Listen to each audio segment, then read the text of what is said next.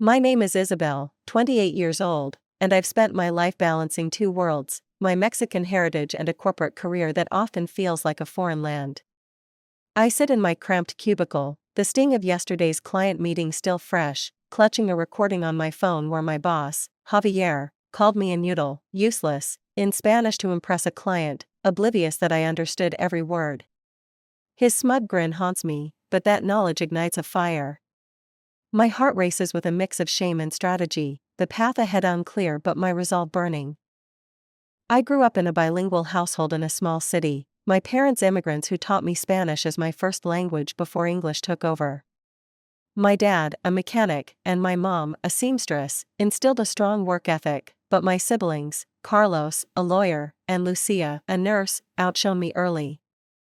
I studied business in college, graduating at 24, and landed a job at Pinnacle Solutions, a marketing firm, as a junior coordinator.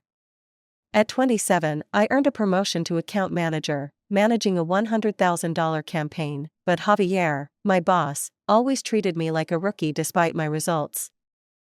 The client meeting was a high-stakes pitch for a $500,000 contract with a Spanish-speaking firm from Madrid. I prepared diligently, crafting a presentation on market trends, my Spanish fluency a hidden asset. Javier, a second-generation Mexican-American with shaky Spanish, led the meeting, flanked by me and two colleagues. As I explained a data point, he interrupted, leaning toward the clients with a laugh, "This girl is useless, right? She's just here for show." The clients chuckled, and I froze, my blood boiling. He didn't know I caught every word, his insult a dagger masked his charm. That night, I couldn't sleep. The humiliation looped in my mind, his condescending tone, the client's laughter, my silence. I replayed the moment, recording it on my phone as evidence, my fluency now a weapon. I called my friend, Sophia, a HR consultant, who urged me to document it. I returned to work, doubling down on the campaign, tweaking strategies to boost ROI by 15%. Javier praised the numbers publicly but privately sneered, "Lucky break." I networked with colleagues, building allies, and posted on LinkedIn, mastering the market, its views hitting 250, comments like "great work," lifting me. I saved them, my confidence flickering. The next day, I arrived early, analyzing client feedback, when Sophia called. "Isabel, that's harassment. File a report." I hesitated, "Not yet. I'll use it." I researched company policy, finding a clause on respectful conduct, and drafted a plan, prove my worth, then strike. The campaign succeeded, securing the $500,000 contract, and I presented the results, Javier taking credit. I smiled, recording his speech, my evidence growing. Sophia suggested Twitter, and I tweeted, turning challenges into wins, hinting at workplace slights, its retweets reaching 800. Comments cheered, "You've got this." I saved them, my voice stirring. At home, I prepared. I enrolled in an advanced marketing course, aiming for a senior role, and practiced Spanish pitches, my skills sharpening. Sophia reviewed my recordings, advising a strategic reveal, and I planned a meeting with Javier. I upgraded my wardrobe, a small act of defiance, and networked at an industry event, landing a mentor, Diego, who praised my insight. I vlogged, hidden strength, teasing my story, its views hitting 400. Javier called, "Good job on the contract." "Keep it up," his tone patronizing. The fallout began subtly. A colleague, Marco, hinted Javier's been bragging about handling me to other bosses. I stayed silent, focusing on a $750,000 follow-up pitch, incorporating Spanish insights to wow the clients. Javier approved it, unaware of my edge. Sophia warned of escalation, and I logged interactions, my defense building. The next client meeting loomed, and I prepared a flawless presentation, my plan taking shape. Javier's insult had wounded me, but this moment promised leverage. The meeting marked a pivot, and I anticipated his reaction, shock or denial, with cautious hope. He wouldn't expect my ace, and I was ready to play it. The client meeting's awkward pause still lingered as I left with Marco, Javier's smug laugh and the client's chuckles replaying in my head like a taunting melody. I woke each morning in my cubicle, the recording of Javier's immutable insult beside a Spanish dictionary, symbols of my hidden strength and growing resolve. The workplace divide, his arrogance, my silent edge, the client's unwitting role, had shifted, and I was ready to turn the tables, transforming his insult into my leverage. The path ahead was treacherous, but my determination was steel. The days after the meeting brought a surge of momentum. The $750,000 follow-up pitch succeeded, my Spanish-tailored strategy boosting client engagement by 20%, securing the contract. Javier took the credit in a team meeting, boasting, "My leadership closed it," while I smiled, recording his speech. Lily, a colleague, whispered, "You did the heavy lifting," and I nodded, my confidence budding. I texted Sophia the contract details, proved my worth, but she replied, "Careful with Javier," her caution a warning. I saved it, my plan crystallizing. Javier called, his tone patronizing. "Good work, Isabel, but don't get cocky. Stick to basics." I bit my tongue, "Yes, sir," and hung up, calling Sophia, who advised gathering more evidence. I recorded the call, his voice dripping with condescension, and logged it. I enrolled in a leadership webinar, aiming for a senior role, and practiced Spanish negotiations, my skills sharpening. I updated my LinkedIn, secured $750,000 contract, its views hitting 400, comments like impressive, lifting me. I saved them, my network growing. At work, my ascent began. The campaign's success led to a $1 million project, and I led the pitch, weaving Spanish insights to dazzle the clients. Javier hovered, but I handled questions flawlessly, earning nods from the team. The contract signed, I presented the ROI, 25% improvement, and Javier clapped, unaware of my role. I vlogged, silent wins, teasing my strategy, its views reaching 800. Diego, my mentor, offered a mock interview, and I aced it, my presence strengthening. The fallout intensified.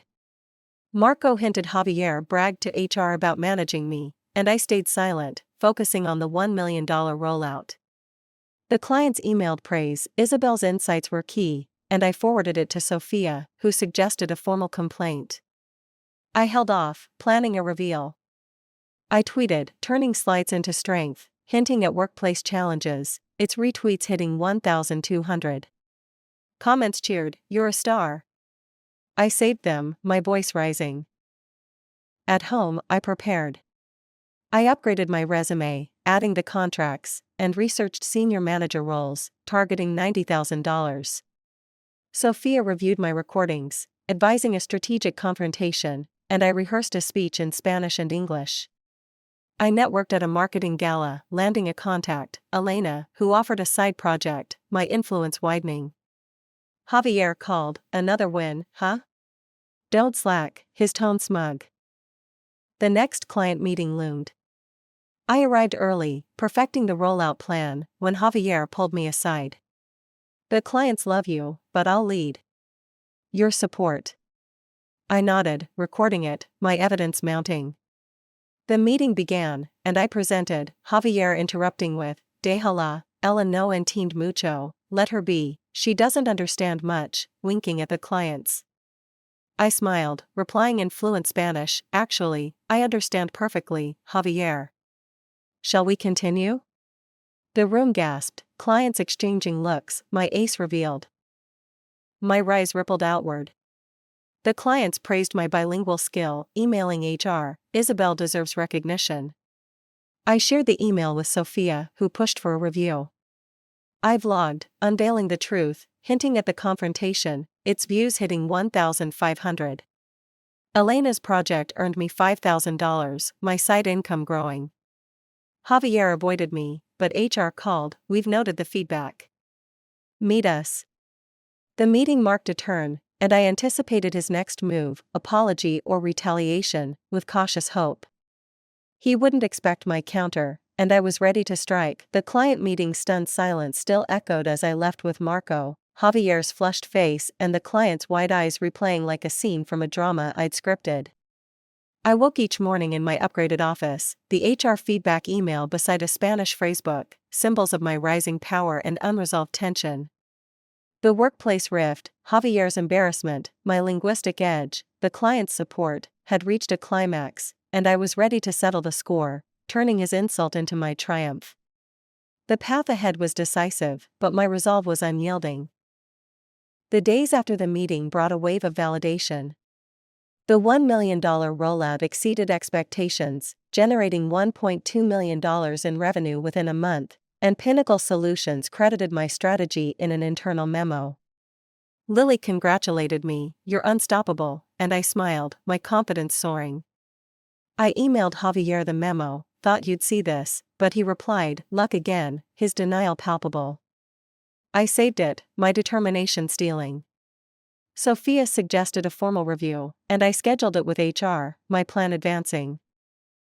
Javier called, his tone strained. "That Spanish stunt was unprofessional. Apologize to the clients." I held firm, "They loved it, Javier. Check their feedback." He hung up, and Marco texted, "He's furious. Watch out." I called Sophia, who advised documenting everything, and I recorded the call, his voice laced with frustration. I updated my LinkedIn, driving $1.2 million revenue, its views hitting 600, comments like "Brilliant strategy," boosting me. I saved them, my network solidifying. At work, my influence deepened. The board approved a $2 million campaign, and I led the pitch, using Spanish to seal a deal with a Latin American firm, earning $500,000 upfront. Javier shadowed me, but I handled negotiations, the clients praising my fluency. I presented the results, and HR noted my contribution, a shift in perception. I vlogged, language of power, hinting at my revenge, its views reaching 2,000. Diego offered a partnership on a side venture, and I joined, my side income hitting $10,000. The tension escalated. Javier cornered me, "You're undermining me.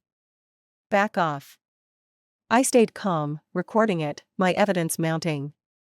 Sophia pushed for the HR review, and I prepared a dossier, recordings, client emails, memo. The review convened, Javier defending, "She's exaggerating." I played the inaudible clip, translating it, and the room tensed. HR asked Javier to explain, he stammered, "It was a joke." The client's praise countered him, and HR promised a decision. My rise rippled outward. The Latin American deal expanded to $1 million, and Pinnacle promoted me to senior manager, $95,000 plus bonuses. I tweeted, "From insult to impact," sharing my journey, its retweets hitting 2,500. Comments lauded, "You're a hero." I saved them, my voice resounding. Sophia drafted a non-harassment agreement, holding it as leverage. The review ended with HR's, "We'll investigate," a crack in Javier's armor. The next team meeting loomed. I arrived with Sophia, my presence a statement. Javier opened, "Let's move past this," but Marco whispered, "He's scared." Mid-discussion, my phone buzzed, "Lily. Senior Manager Isabel, the Latin deal's at $1.5 million. Congrats." The room stilled, Javier's face paling. I smiled, "Thank you, Lily." The call ended, and I met his gaze, my plan nearing completion.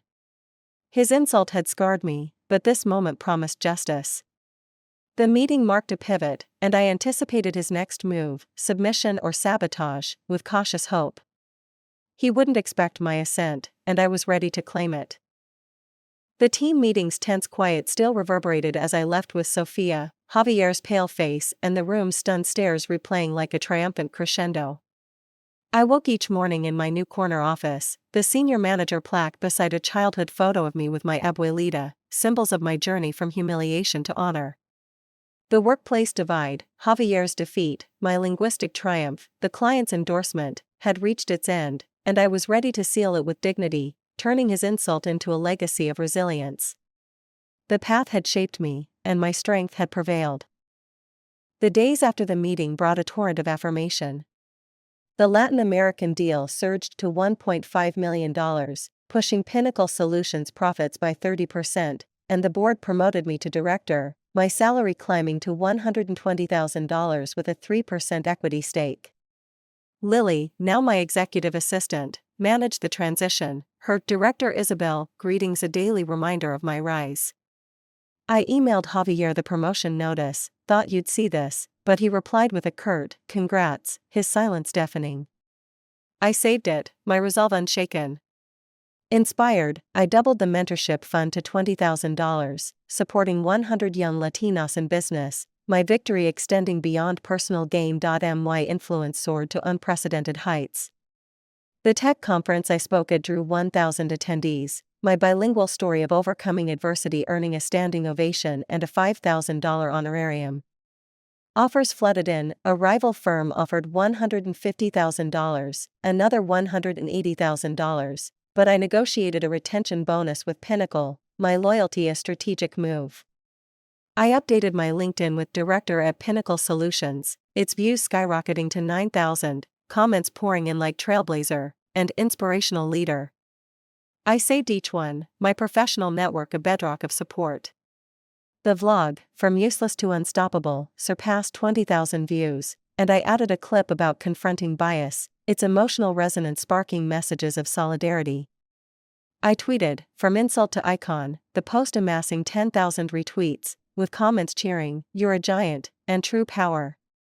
I archived them, my voice now a global beacon. The next company gala became my stage for closure. I arrived with Sophia, my presence a quiet declaration of victory, dressed in a suit I designed with my mom's input. Javier approached, his smile forced. Isabel, well done, he muttered, avoiding my gaze. I nodded, thank you, Javier. The CEO, Ms. Carter, called me up, our new director, a model of excellence, and the room applauded. I glanced at Javier, his discomfort palpable. Later, he pulled me aside, I'm sorry about the inutile thing. It was wrong. I replied, apology accepted, but actions matter more. He nodded, retreating, his power diminished. Reflecting that night, I sat in my office, a glass of horchata in hand, the city lights mirroring my ascent. That inutile had cut deep, a wound fueled by Javier's arrogance and the client's laughter, but every late night analyzing data, every Spanish phrase I wielded, every director from Lily had healed it. My revenge wasn't about destroying him but rising above, proving my worth in a language he couldn't manipulate. The journey taught me that silence can be strength, and now, I shared that lesson. If you've faced workplace slights or hidden your skills, this is for you, your moment will come. Share your story below. Subscribe to Revenge Tempest for more tales of triumph over adversity, and hit the bell for updates. Until we meet again, keep shining.